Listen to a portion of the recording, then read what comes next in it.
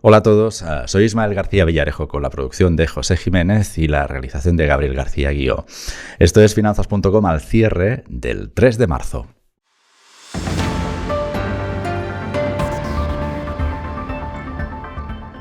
Inversores, bienvenidos. José y yo os estábamos esperando. Bienvenido, José, al centro de noticias de Finanzas.com. Muchas gracias. José Lizán es gestor en Reto Magnum SICAP. José, enseguida vamos a las prohibiciones de Biden sobre petróleo y gas, pero antes quiero preguntarte por la noticia del día en España, en el ámbito financiero, que es la fusión entre Orange y MásMóvil. ¿Qué opinas sobre el mapa de las telecos que se nos queda? Bueno, yo creo que la primera comentario que quiero hacer es que es un movimiento defensivo de Orange. Sí. Se lleva especulando unos cuantos meses con que podría haber una fusión Vodafone-MásMóvil. Eso es. Que claramente a nivel económico para los dos, para Vodafone y para MásMóvil, sería mucho más rentable por las sinergias que tendrían ambos grupos fusionándose.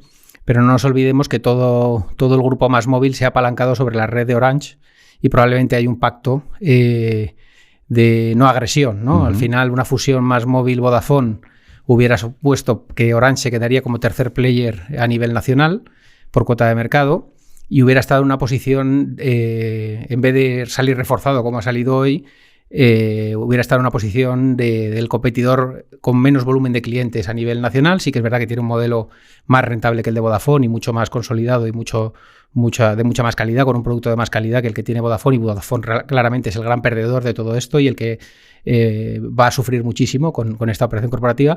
Pero a nivel de sinergias no hay tantas sinergias, porque al final la red que utiliza MásMóvil prácticamente, salvo todo lo que viene de Euskaltel, ¿no? de todo el norte de España, con todo ese tema del cable, de Telecable y Euskaltel, pues casi toda la red que se utiliza en el grupo MásMóvil es un acuerdo que tiene de mayorista con Orange, ¿no? Entonces no hay tantas sinergias, aunque el grupo ya ha anunciado que son unos 450 millones de sinergias anuales, ¿no? Una vez que se consolida a partir del tercer año, pero yo creo que habría muchísimas más sinergias en una fusión Vodafone-MásMóvil, pero es un movimiento defensivo, como digo. Orange ha visto amenazada su segunda posición en el mercado doméstico y ha avanzado yo creo que ese acuerdo, ese partnership que tenían MásMóvil, Orange con su explotación de la red mayorista con todos los clientes de MásMóvil, pues habrá influido mucho, ¿no? Y los lazos comerciales que ya tenían las dos compañías, pues en ese movimiento ha prevalecido, ¿no? Yo creo que es un movimiento bueno para el sector. O sea, al final llevamos hablando mucho en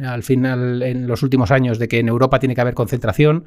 Hay más de 100 compañías de telecomunicaciones relevantes. Hay muchas más, pero relevantes en el panorama europeo. En Estados Unidos, con un volumen de 300 millones de personas, por encima de los 300 millones de personas, hay 3 grandes compañías, y en Europa tenemos más de 100 relevantes y algunos más pequeñitos, ¿no? Operadores móviles virtuales mucho más pequeñitos, con lo cual es un mercado tremendamente atomizado, en el cual el regulador ha fomentado muchísimo la competencia desde Europa, ha zancadilleado muchas veces esos movimientos de integración y esos movimientos de fusión, y parece que ha levantado un poquito el pie, ¿no? Se están viendo movimientos de capital riesgo con la entrada de KKR en Italia.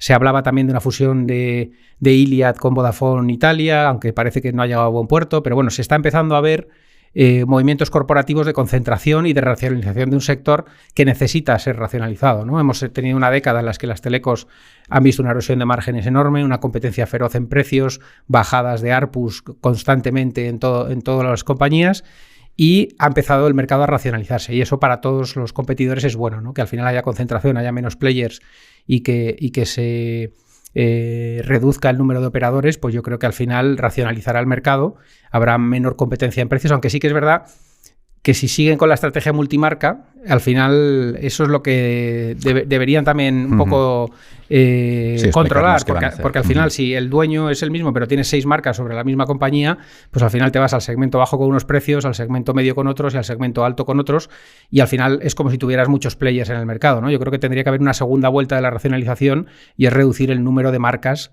que se prestan servicios de telecomunicaciones en España y en todos los países europeos, ¿no? Pero hay una cosa buena, que es que la concentración, que era uno de los puntos importantes para que el sector de telecos despierte a nivel paneuropeo, pues está empezando a producir, ¿no? El capital riesgo está ayudándolo. Al final no nos olvidemos que los dueños de MásMóvil son fondos de capital riesgo y evidentemente son fondos activistas que vienen a maximizar su rentabilidad, pero también a acelerar ese proceso, ¿no?, de integración. Y yo creo que esto pues es una muestra de que de que hay probablemente desde Europa un menor veto a esa concentración y desde el capital que se está intentando fomentar esa racionalización del mercado. Yo creo que es un movimiento, pues una condición necesaria, ¿no? A lo mejor no suficiente, porque lo que hace falta luego es que eso se traduzca en una menor competencia en precios y que los ARPUs vayan hacia arriba, después de una década en la que han ido hacia abajo y una erosión en márgenes enorme para las compañías.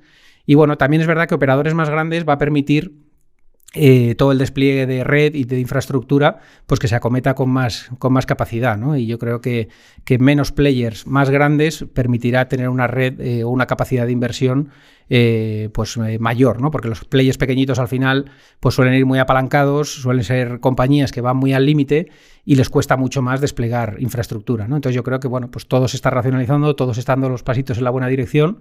Y ya es una cuestión de tiempo que los mercados se racionalicen, ¿no? Yo creo que esto que está pasando en España, pues también parece que está pasando en Italia y es bueno, ¿no? Y yo creo que eso debería producirse, se ha producido en Reino Unido, ¿no? Lo hemos visto como la propia Telefónica ha liderado con O2 un movimiento corporativo. Y yo creo que eso es muy bueno, ¿no? Para las grandes telecos, que al final pues se racionalice el mercado y se vaya a un mercado mucho más racional, menos competidores, mayores ARPUs y mayor rentabilidad, por ende, para el negocio. Ajá. De tu respuesta se infiere un ganador que es Telefónica. De hecho, lo ha premiado, lo ha recogido bastante en bolsa con subidas de al menos el 1%, y un perdedor que lo ha señalado directamente, por tanto no hace falta inferir lo que es Vodafone. Empiezo por el damnificado, por Vodafone. Efectivamente, la compañía ha confirmado que las sinergias serán de 450 millones al año a partir del tercero. De entrada, José, no sé cómo lo ves tú, a mí lo que se me ocurre es que Vodafone tiene que hacer un ejercicio para llegar a esos 450 millones dentro de 3 años. En eficiencia, de alguna manera. Va a tener que sacar esos 450 millones para como mínimo quedarse como está hoy. Bien, ¿lo crees que es posible?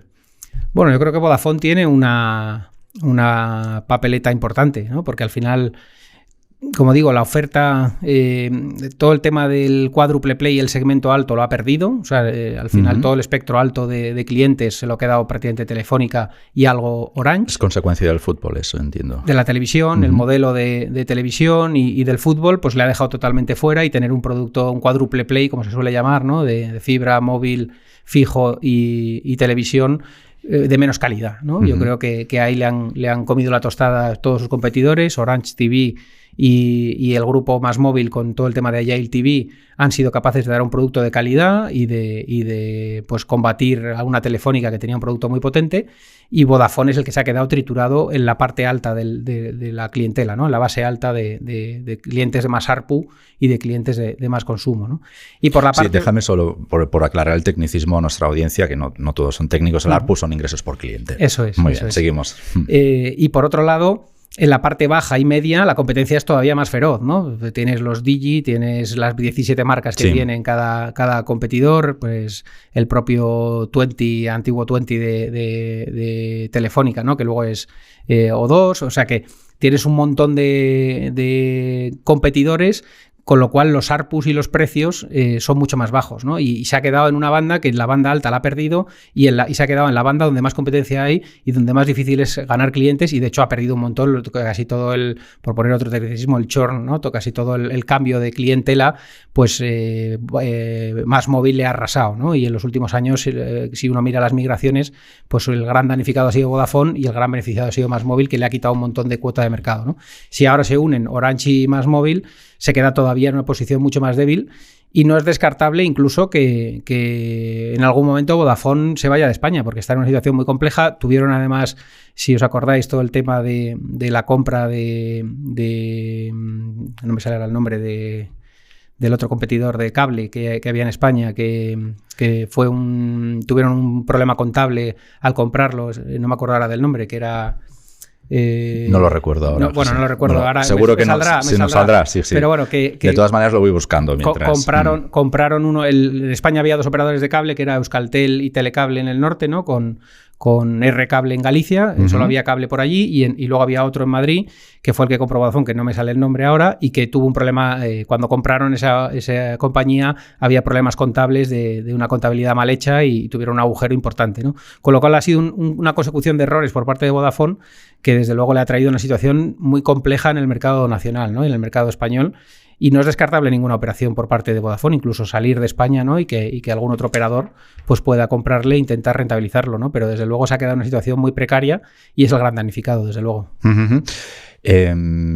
Te quería preguntar ahora, no sé si igual te pongo un compromiso, pero bueno, abiertamente me dices, pues no contesto, como en el Congreso de los Diputados. ¿Vale? ¿Crees que la posición o crees que es decepcionante la actitud de Vodafone al dejar meterse un gol de esta manera por Orange?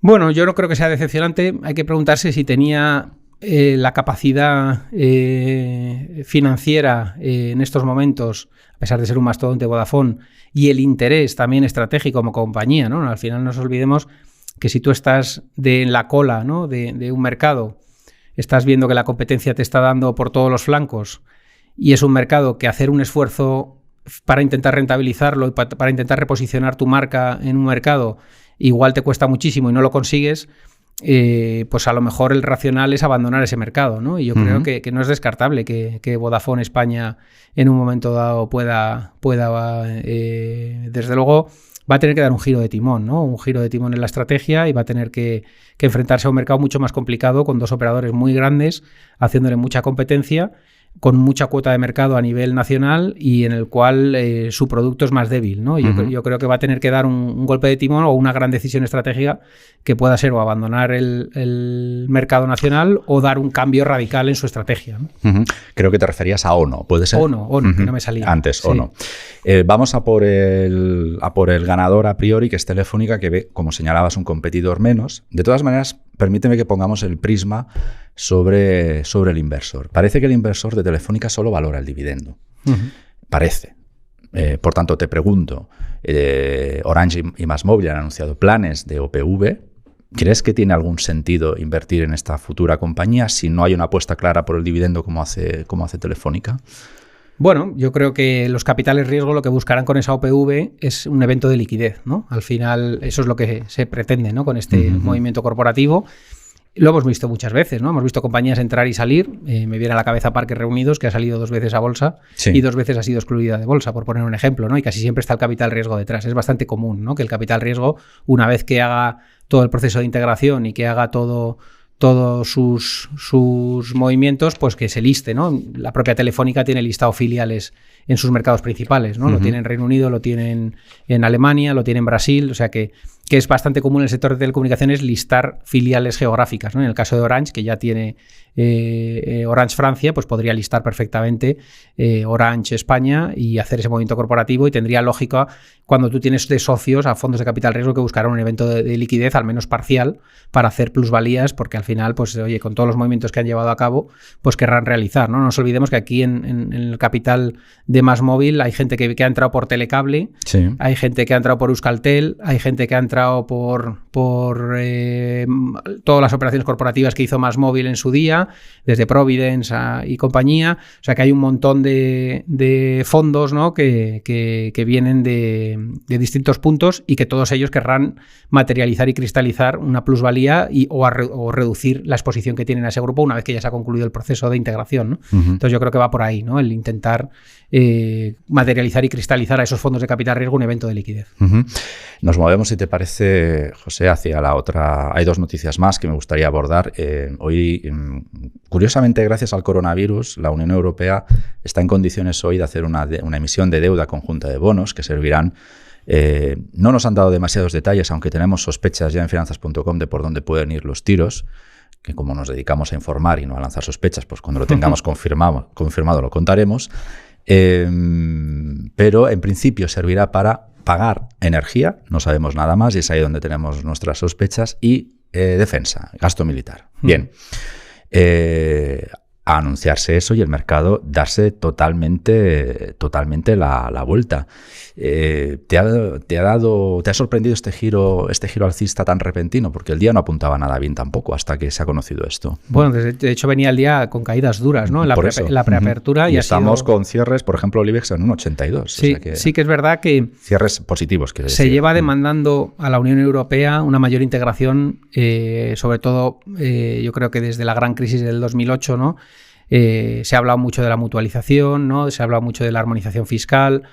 Y sí que es verdad que han tenido que llegar tiempos duros para que se empiece a producir este tipo de eventos, ¿no? Y también es verdad que ha tenido que venir un momento en el que a los países del norte les aprieta el calcetín para que empiecen a pensar de una forma más ambiciosa, generosa, llamémoslo como queramos, más comunitaria, ¿no? casi. Más comunitaria, ¿no? Que queda más polite, ¿no? Pero sí que es verdad que todo lo que sea mutualización, todo lo que sea avanzar en el proceso de construcción europea, que realmente... Siempre la Unión Europea, desde su constitución, ha avanzado a trompicones, ha avanzado casi siempre en momentos de crisis y en momentos clave y hitos importantes es donde se han dado pasos, lo hemos visto con todo el tema de la unión bancaria, del Banco Central Europeo, la supervisión bancaria, que pasa de ser nacional a ser supranacional. Cuando se produce eso, pues cuando hay una crisis bancaria enorme en el año 2008. Y ahora, en un proceso de guerra, en un proceso de amenaza geopolítica, en un proceso de una enorme dependencia del exterior para el abastecimiento de fuentes energéticas, se vuelve a insinuar, porque como tú dices, aún no está confirmado y no está los visos, aún no es un titular, ¿no? Y hay que ver la letra pequeña, hay que ver si es una realidad o... Los plazos normalmente en la Unión Europea suelen ser un poco desesperantes, aunque la situación es un poco acuciante, igual se acelera, pero sí que es verdad que todo lo que sea unión es positivo, ¿no? Es positivo y yo creo que además el sur de Europa, ¿no? Entre los que está España, pues sí que se ha sentido un poco abandonado, ¿no? Durante toda esta década, ¿no? Yo creo que desde la crisis del 2008 particularmente con la financiera, efectivamente. Sí, desde que nos llamaban PIGS, ¿no? Eso es. El argot financiero de la Citi, que se nos llamaba PIGS, con las siglas de Portugal, Italia, Grecia y España, pues sí que el sur de Europa se ha visto un poco pues abandonado precisamente por una apuesta del norte de Europa hacia el este de Europa, ¿no? Que es donde está la zona de conflicto ahora y la zona caliente, y donde realmente pues la expansión de países como Alemania, Holanda, Austria hacia República Checa, Polonia, Ucrania y compañía ha sido muy fuerte, y son zonas geográficas que han crecido mucho en los últimos años, ¿no? Los Estonia, Letonia, toda esta zona, igual que pasó en los 90 en el sur de Europa, ¿no? Y hubo una fase de convergencia y una fase de entrada de los fondos de cohesión y una fase de crecimiento brutal, ahora ha sucedido en el este de Europa. Y esta amenaza geopolítica externa lo que está haciendo es cohesionar la Unión Europea y pensar en avanzar, ¿no? Y yo creo que todo lo que sean avances, pues evidentemente en un mundo global que está revuelto, en un mundo global que parece que la globalización está perdiendo enteros, que se está volviendo a localizar fábricas cerca, ya empezó con el COVID, ¿no? Por no poder depender de determinados países para determinadas producciones de bienes y servicios, de bienes, perdón, no de servicios, sí. Los servicios se prestan localmente, ¿no? Pero sí que es verdad que en ese proceso, pues todo lo que sea avances, desde luego es positivo, y ha servido como comentas, ¿no? Para cerrar. Ayer ya tuvimos un primer cierre de cortos con la apertura muy negativa, hoy hemos tenido un segundo cierre de cortos, sobre todo en el sectorial bancario, que ayer no lo hizo bien y hoy sí lo ha hecho bien, con ese rumor de mutualización ha sonado bien, ¿no? Para el sectorial bancario, pero bueno, yo creo que vamos a tener mucha volatilidad en el mercado todavía hasta que se aclare la parte. Es justo lo que te iba a preguntar, ¿no? ¿Cuánto nos va a durar la alegría? Porque luego nos movemos, si quieres, con Biden anunciando las prohibiciones al petróleo y gas ruso. Ya hay quien dice, bajando al estudio, teníamos ya los primeros alcances, ¿no? Que comentaban que esto nos pone a $200 por barril. ¿Esto lo ves posible tú, José? Bueno, yo creo que he visto el níquel hoy, ¿no? Sí, que además nos sorprendía que fuera incluso el Reino Unido quien intervenga de esta manera en el mercado, ¿no? Yo en un momento geopolítico de tanta tensión, al final la foto mundial, ¿cómo nos pilla esto? Nos pilla a Occidente con una impresión monetaria masiva, ¿no? Con los planes, los quantitative easing post pandemia, que ya venían acumulados un montón de quantitative easing, pero en la pandemia lanzamos uno mastodóntico además, ¿no? Que expande los balances de los bancos centrales a un nivel nunca visto, y que eso al final no es otra cosa que imprimir dinero.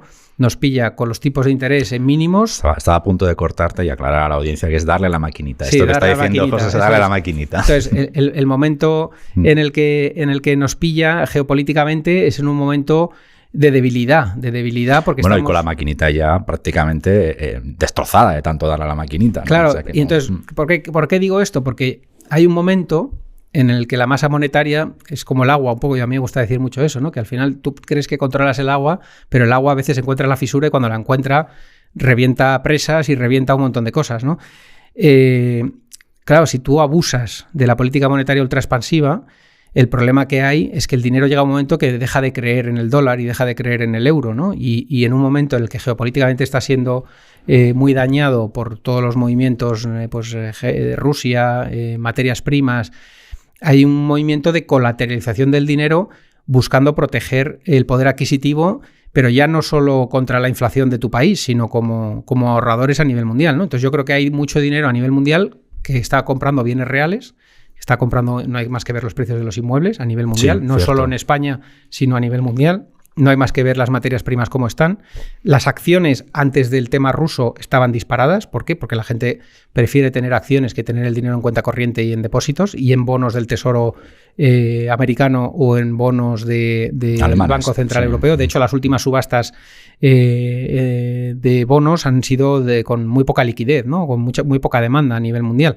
Entonces, en ese entorno es en el que estamos. ¿Que pueden seguir los commodities al alza?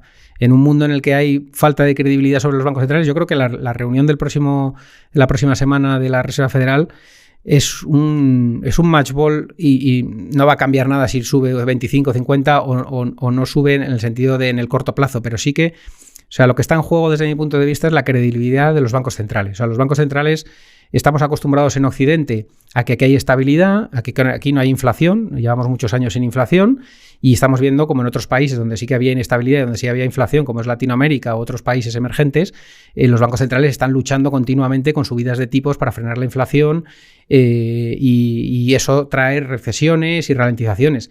Occidente no está acostumbrado a eso, pero claro, si tú abusas de la impresión monetaria, llega un momento que tú puedes convertirte en un tipo de país así. Y la gran duda que yo creo que ahora hay en Occidente es si Europa y Estados Unidos no han abusado demasiado de la impresión monetaria y pueden perder el control monetario, ¿no? Como digo, esa colateralización de dinero en activos reales es un guiño a que algo de eso hay, ¿no? Entonces yo creo que los bancos centrales afrontan las próximas reuniones diciendo, oye, tengo la inflación muy por encima de mis objetivos, si subo tipos igual meto una recesión, pero si no lo subo igual pierdo la credibilidad como banco central. Yo apuesto, o al menos mi visión es, a que los bancos centrales deben garantizar que los mercados financieros mundiales los consideran que tienen bajo control la situación y que deberían subir tipos, a pesar de que ahonden y el timing no puede aparecerlo, porque si no lo subimos los tipos de interés. Estás confiando en que los bancos centrales se abstraigan de todo lo que está pasando y decidan ir a la suya, o sea, hacer de banco central al margen de la política, de la geopolítica, de guerras y no guerras. Y el último discurso de Powell en el Congreso iba en esa línea, o sea, dijo, oye, seguimos en pleno empleo en Estados Unidos, seguimos con presión salarial, un crecimiento muy robusto, evidentemente vamos a tener un efecto por el impacto de Rusia, contagio, sí. Pero yo creo que Powell lo que dejó claro es que la credibilidad de la Fed en su política monetaria y en su lucha contra la inflación desbocada tiene que estar ahí. A lo mejor los subes y los vuelves a bajar dentro de año y medio, pero no subirlos, dejar correr la inflación es un riesgo que puede afectar a la credibilidad, puede afectar muchísimo a las divisas del dólar y del euro como moneda de reserva a nivel mundial, y yo creo que ese es el match ball que tienen ahora los bancos centrales, porque no se esperaban un shock inflacionario como el que hay y no tiene pinta de aflojar, ¿no?, la parte de commodities, porque como digo, si tú imprimes, hay mucho dinero que está colateralizando contra bienes reales y eso es muy difícil de parar, desde luego.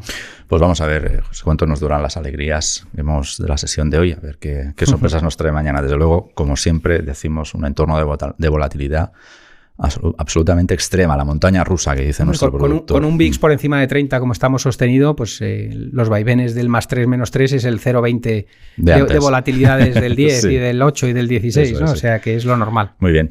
¿Te parece? Cerramos la sesión, si te parece. Fenomenal. José, muchísimas gracias por hacer podcasting con nosotros esta tarde. Igualmente. Amigos inversores, gracias a vosotros por el privilegio de vuestro tiempo.